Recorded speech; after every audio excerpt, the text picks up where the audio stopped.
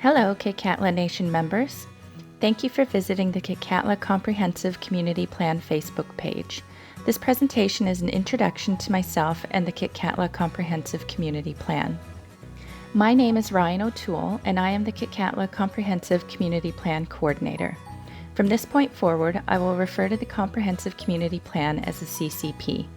Just to give you a bit of information about myself, I am a Gitxaala Nation member from the Gitxaala clan, or the Killer Whale clan. I was born in Edmonton, Alberta, and am also of Irish and French descent. I'm currently a student at the University of Northern British Columbia in Prince George, and have taken time off school to fulfill the role of CCP coordinator. I was hired by Gitxaala Nation in July 2019, and have been living in the clan, also known as the village or Gitxaala, since then. I've been employed to finish developing the Gitxaala CCP. Before I get to what the CCP is, I'll introduce my family so you have a better sense of who I am. On the left of the screen is a photo of my parents. My mother is Loretta O'Toole. She was born in Gitxaala and moved to Port Edward at a young age. Most people from the village know her as Judy Hill. She married my father, Wayne O'Toole, after they met in the military. On the right is a photo of my grandparents, my Gigi Thelma Hill and Ya'a Ben Hill. They are my inspiration for doing the work I am doing today. I also have a sister, Sonia Spencer. She is my biological sister, and her son, my nephew, is William Spencer. She was raised by my Auntie Eva and Uncle Joe Fred Spencer. So, what is the Comprehensive Community Plan? The CCP is an initiative funded by the federal government through Indigenous Services Canada. My interpretation of the CCP is that it is a demonstration of federal government support for First Nation self-determination and self-governance. It is a step towards reconciliation by the federal government. The CCP is a vision of the future of the nation, and what makes the CCP unique from other planning mechanisms is that it is planning by the members of Gitxaala Nation for the members of Gitxaala Nation. I'll speak more to this point in a moment. The CCP handbook also states that the CCP helps ensure community projects are the best use of resources. Why does the CCP matter? Going back to the statement made in the last slide that the CCP is planning by Gitxaala Nation members for Gitxaala Nation members. This statement is so important because it puts the power of decision-making back in our hands. After hundreds of years of colonization and 150 years of being governed under the Indian Act, we have the power to break free from this unequal relationship and make decisions that are best for our future.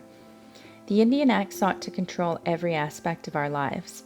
It was used to dictate when we could and couldn't leave the reserve, whether or not we would receive money for food, wear our traditional regalia, or practice cultural ceremony.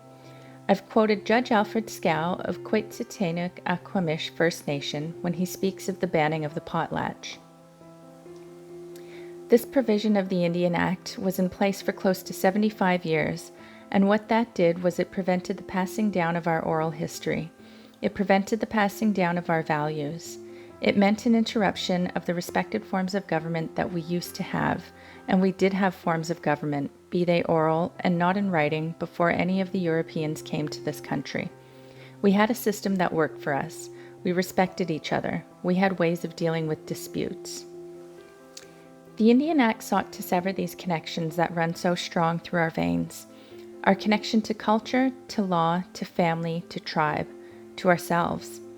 Even though the Indian Act does not have as much control over us as it once did, it still plays a role in our understanding of ourselves and each other. This is most visible when we look at each other and see status or non-status, or on reserve or off reserve. It is my hope that through this CCP process, we can reclaim our power and begin to heal from tragedies such as the Indian Act.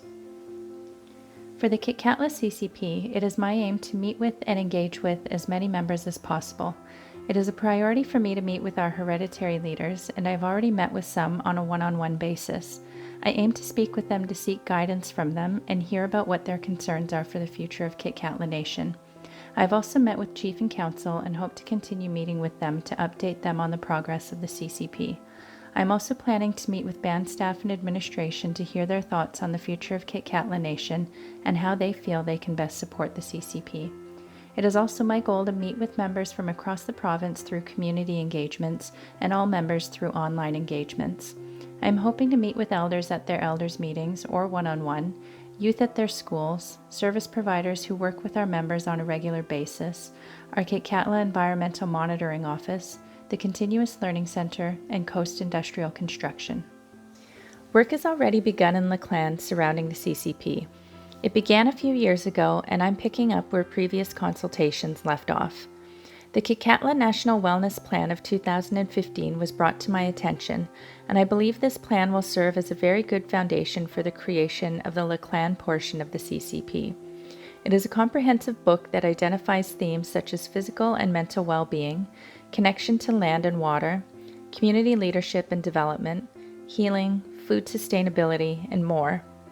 Within each theme, there are objectives and subsequent actions to achieve these objectives.